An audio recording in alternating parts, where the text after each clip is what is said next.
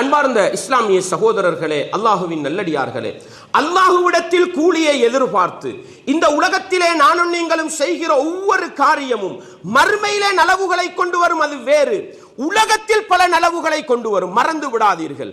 இஹ்லாஸோடு, மன தூய்மையோடு அல்லாஹ்விடத்தில் கூலியை எதிர்பார்த்து இன்றைக்கு நானும் நீங்களும் செய்கிற நல்ல காரியம் 10 வருஷத்துக்கு பின்னால் எங்களுக்கு கை கொடுக்கும். நாங்கள் எல்லாரும் படிச்சிருப்போம். 3 மனிதர்கள் ஒரு பாதையிலே நடந்து போகிற நேரம் மழை பொழிகிறது. 3 பேரும் ஒரு குகைக்குள் போய் ஒளிந்து கொண்டார்கள், மறைந்து கொண்டார்கள். பெரிய ஒரு பாறாங்கல் அப்படியே உருண்டு வந்து குகையின் வாசலை அடைத்து விட்டது. 3 பேராலும் வெளியே வர முடியவில்லை.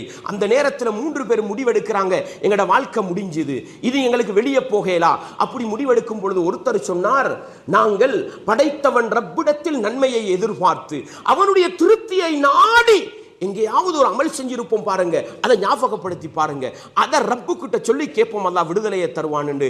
3 பேரும் 3 விஷயத்தை சொன்னாங்களா இல்லையா? ஒருத்தர் சொன்னார், வயது முதிர்ந்த 2 பெற்றோர், தாயும் தந்தையும் இருந்தார்கள், அவர்களுக்கு கொடுக்காம நான் எதையுமே சாப்பிட மாட்டேன். ஒரு நாள் இரவு தாமதமாகி வந்துவிட்டேன், பெற்றோர் தூங்கி விட்டார்கள், பிள்ளை பசியினால் அழுகிற நேரம் கொடுக்கவில்லை. பிள்ளைகளை பெற்றோர் எழும்பிய பிறகு அவர்களுக்கு கொடுத்து விட்டுத்தான் பிள்ளைகளுக்கு கொடுத்தேன். ரப்பே, இந்த நல்ல காரியத்தை செய்தது உன்னுடைய திருப்திக்காக, உன்னிடத்தில் நன்மையை எதிர்பார்த்துத்தான். இது உண்மை என்றால் இந்த கல்லை அகற்றி விடுன்னு துஆ செஞ்சார். அந்த கல்லு கொஞ்சம் விலகியது. 2வது மனிதர் சொன்னார், ரப்பே, என்னுடைய குடும்பத்திலே அழகான, தகுதியான, கவர்ச்சியுள்ள ஒரு பெண்மணி இருந்தால், என்னுடைய சாச்சாவின் மகள், அவளை அடைவதற்கு பல தடவை ஆசைப்பட்டேன், ஆனாலும் கிடைக்கவில்லை.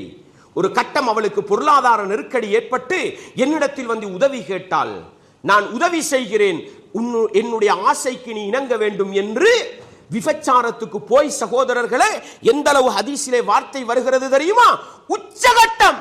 அந்த இடத்துக்கு போகும் பொழுது அந்த பெண்மணி அல்லாஹுவை பயந்து கொள் என்ற ஒரு வார்த்தையை சொன்னார். அல்லாஹு அக்பர், அல்லாஹுவை பயந்து கொள் என்ற ஒரு வார்த்தையை சொன்னார்.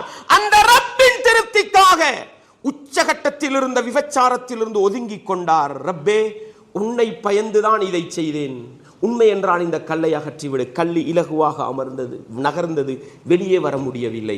3வது மனிதர் சொன்னார், ரப்பே, என்னிடத்தில் ஒருவர் ஒரு கூலிக்கு வேலை செய்தார், வேலை செய்தவர் கூலியை எடுக்காமல் போய்விட்டார். நான் அந்த சிறுதொகை கூலியை எடுத்து அதை கொஞ்சம் கொஞ்சமாக வளர்த்து அதிலே ஒரு ஆட்டு மந்தை, ஒரு மாட்டுத் தொழுவம், ஒரு ஒட்டகத் தொழுவம், ஒரு விவசாய பூமி, மிகப்பெரிய பொருளாதாரத்தை உருவாக்கி விட்டேன்.